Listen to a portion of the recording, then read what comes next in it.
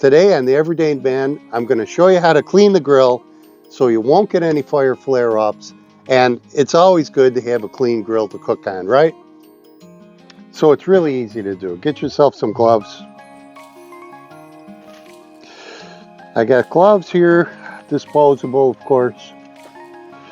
I've got a scraper putty knife, and I've got a cardboard box which I'll end up tossing it.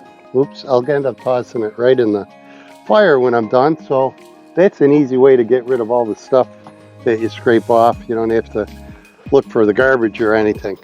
So it's really simple.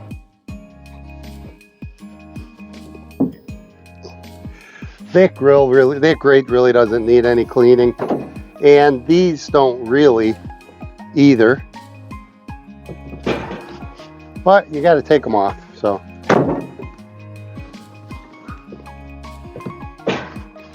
So we're in Ohio today, and it's about, I don't know, 35, 32 degrees.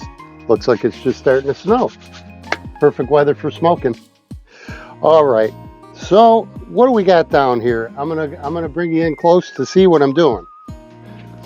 So this baffle is where all the crud ends up, almost all of it anyway, because it drips down from the food right onto it. You can see mine hasn't been cleaned in a while. I'll tell you a little secret about this thing. You know, you read a lot about flare-ups. It only flares up when you have real high heat. If you're running at 250, even 300, 275, I highly doubt you're going to get flare-ups in between cleanings, right? Now, that doesn't say you need to clean it. You do have to clean it once in a while. So you can see what I'm doing here. Just scraping off the stuff like that. Now I can take this off, but first I'm going to scrape it. Now look how easy this comes off. Look at that, right?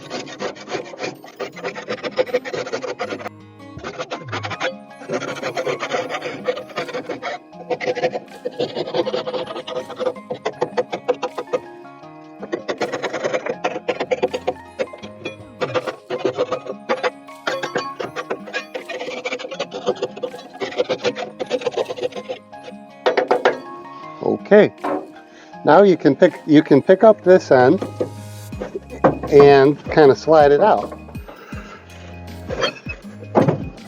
just like that.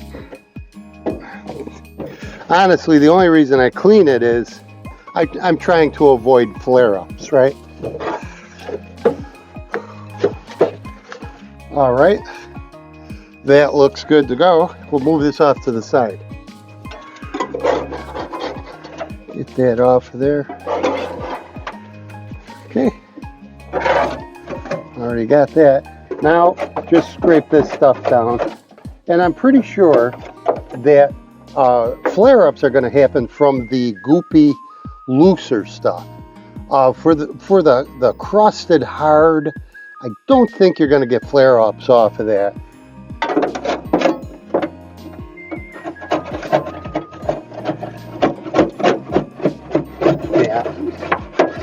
So you can see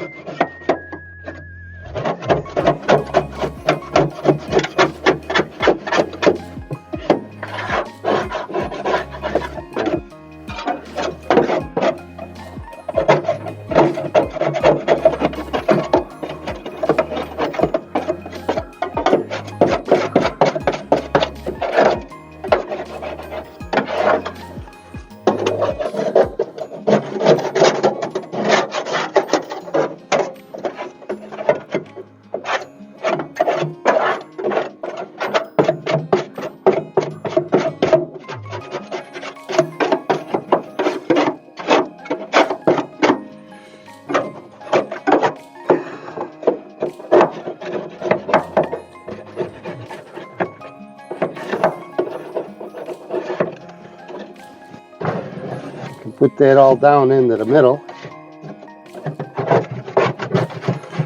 Now this pan I'm scraping comes out, so I really don't have to do this part. Let's move on to the next part. But you can see how nice and clean it's looking, right? That did not take much time at all.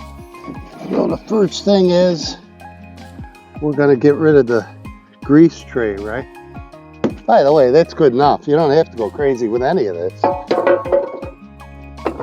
Remember what it is, right? It's a, okay, so there's that. Looks like we got that pretty well cleaned up. Done. Done. Get that back in. Get this back in. We got to do some cooking, right? You can come out here to clean. All right. Make sure that trap is in there the right way. There you go. That's what we got. All right, now that looks pretty clean, right? So, first thing is, let's get the baffle back in. All right, now this baffle has 2 pins here. They're screws, but they're pins, right? They're going to slide into the holes that are inside here. And the first thing is, get it lined up here so it slides in. You'll feel it fall in the back and just pop it forward. That's all there is to it.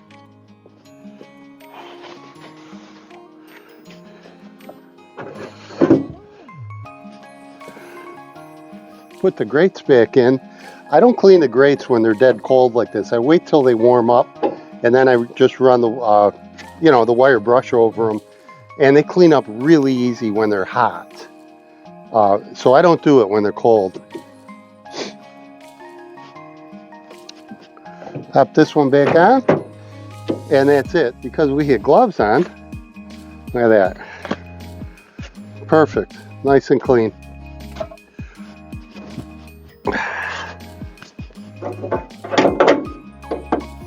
All right, when you come around this side, don't forget your ash bin. This is the ash bin, right? You want to take that out. Now, there's hardly anything in it.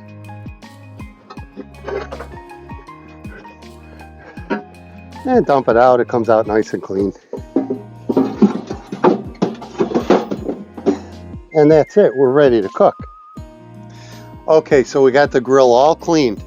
We cleaned the chamber, the drip cover, the tray, the pull-out tray, the grease trap, even cleaned the charcoal catch bin at the bottom, the ash bin. It's all clean. It's ready to go. I won't have to clean this again for a little while. And even if I crank this up to 400 or 500 degrees to get a good crisp or finish on whatever I'm cooking, I don't have to worry about a flare-up. So with that said, I hope you liked this video, and if you did, please subscribe and you'll get more videos like this. And with that said, it's the Everyday Man saying thank you for watching, and we'll see you next time.